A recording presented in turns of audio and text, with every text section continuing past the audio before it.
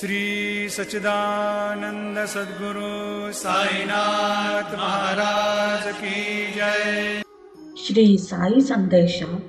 ಸದಾನಿಂಬ ವೃಕ್ಷಸ್ಯ ಮೂಲಾಧಿವಾಸಾತ್ ಸುಧಾಪ್ರಾವಿಣಂ ತಿಕ್ತಮವ್ಯಪ್ರಿಯಂತಂ ತರುಂ ಕಲ್ಪವೃಕ್ಷಾದಿಕಂ ಸಾಧಯಂತಂ ನಮಾಮೀಶ್ವರಂ ಸದ್ಗುರುಂ ಸಾಯಿನಾಥಂ.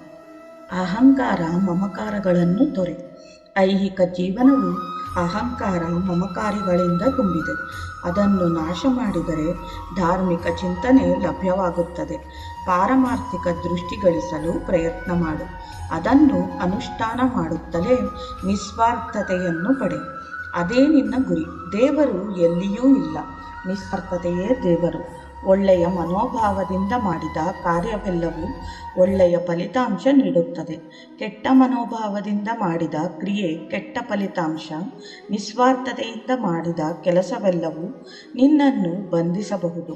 ಸತ್ಕರ್ಮವನ್ನು ಮಾಡುತ್ತಾ ವ್ಯಾಮೋಹದಿಂದ ದೂರವಾಗಿರು.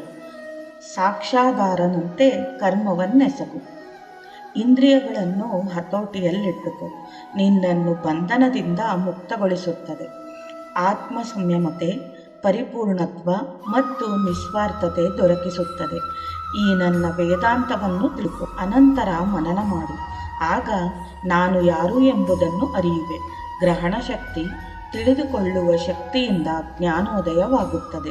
ನಿಸ್ವಾರ್ಥತೆಯ ಚಿಂತನೆ ಮತ್ತು ಆಧ್ಯಾತ್ಮಿಕ ಬಲದಿಂದ ಬದಲಾವಣೆಯಾಗುತ್ತದೆ.